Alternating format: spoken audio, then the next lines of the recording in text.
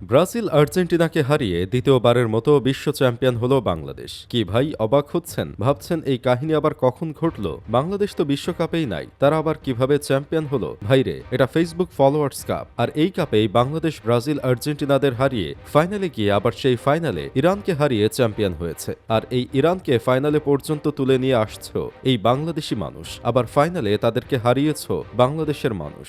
বাংলাদেশ কোনো খেলায় চ্যাম্পিয়ন হইতে না পারলেও ফেসবুকের রিয়াক্টের খেলায় ঠিকই চ্যাম্পিয়ন হয়। আসলে ফেসবুকের রিয়াক্টের খেলায় বাংলাদেশকে হারাবে এমন দেশ হয়তো বিশ্ব মানচিত্রেই এখনো জন্ম নেয় নাই। যারা এখনো ফলোয়ার্স কাপ সম্পর্কে জানেন না তাদের জন্য বলছি, ফেসবুক ফলোয়ার্স কাপ হলো সামাজিক যোগাযোগ মাধ্যম ফেসবুকে আয়োজিত একটি পোল বা রিয়াক্ট দিয়ে ভোটাভুটি ভিত্তিক অনলাইন টুর্নামেন্ট। জনপ্রিয় ফুটবল ভিত্তিক ওয়েবসাইট ট্রান্সফার মার্কেট সম্প্রতি এই মজার ও ভিন্নধর্মী টুর্নামেন্টের আয়োজন করেছে। যেই দলের রিয়াক্ট বেশি পড়বে সেই দল জয়ী হবে, এমন আয়োজন ট্রান্সফার মার্কেট পেজ থেকে 2025 সালেও করা হয়েছিল। সেইবারও বাংলাদেশ চ্যাম্পিয়ন হয়েছিল আর্জেন্টিনাকে হারিয়ে। তবে সেইবার বাংলাদেশের সাথে কন্টেস্ট হয়েছিল ভিয়েতনামের সাথে, কারণ ভিয়েতনামের পাবলিকরা অটো রিয়াক্ট দিয়ে আমাদের হারানোর চেষ্টা করছিল। তারপর আমাদের দেশের সকল কন্টেন্ট ক্রিয়েটাররা মিলে শেয়ার দিয়ে সবাইকে রিয়াক্ট দেওয়ার আমন্ত্রণ জানায়, আর বাংলাদেশ জিতে যায়। শেষ পর্যন্ত বাংলাদেশ সেইবারও চ্যাম্পিয়ন হয়, এইবারও চ্যাম্পিয়ন হলো। সেইবার ফাইনালে আর্জেন্টিনাকে তুলছিল বাংলাদেশের মানুষ, এবার ফাইনালে ইরানকে তুলছে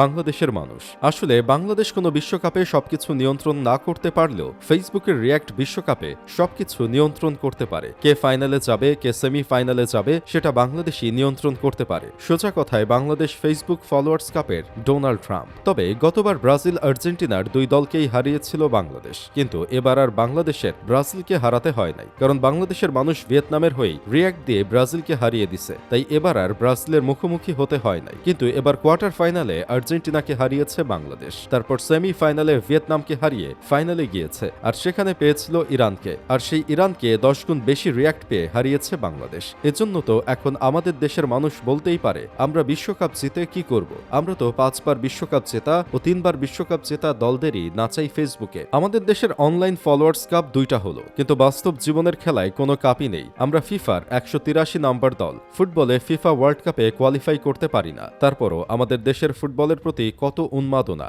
একবার ভেবে দেখেছেন? এই সাপোর্ট আর উন্মাদনা যখন আর্জেন্টিনা জানতে পারছিল, তখন তারাও আমাদের ক্রিকেট দেখা শুরু করছিল, আমাদের সাপোর্ট করা শুরু করছিল, দেশে যাওয়ার জন্য আমন্ত্রণ জানাচ্ছিল, অনেক পদ্ধতি সহজ করছিল। আমরা ফিফায় কোয়ালিফাই পর্যন্ত করতে পারি না, তারপরও ট্রান্সফার মার্কেট নামক পেজ ফলোয়ার্স কাপে আমাদের রাখে। কারণ একটাই, তারাও জানে এদেশে খেলাধুলা নিয়ে মানুষের উন্মাদনার শেষ নাই। যদিও তাদের এই রিয়াক্ট রিচের কারণে লাভ হচ্ছে, তারপরও বাংলাদেশ পরিচিত হচ্ছে নতুন ভাবে। তবে এই দেশের ফুটবলে কত বাজে অবস্থা, কত সিন্ডিকেট, প্রবাসী ট্যালেন্ট আসতে দেওয়া হয় না, ভালো একটা কোচ নাই, কোচ পরিবর্তনের নাটক করা হয় প্রতিবার, কিন্তু পরিবর্তন করা হয় না। এমন একটা ফ্যান বেজের দেশে আপনারা এমন সিন্ডিকেট না করলেও পারেন, সুন্দরভাবে ফুটবলকে আগায় নিয়ে চাইতেও পারেন। সবচেয়ে কম জনসংখ্যার দেশটাও এবার বিশ্বকাপ খেলবে, কিন্তু আমরা থাকবো তলানিতে, সাপোর্ট করব অন্য দেশকে, ভাবলেও খারাপ লাগে।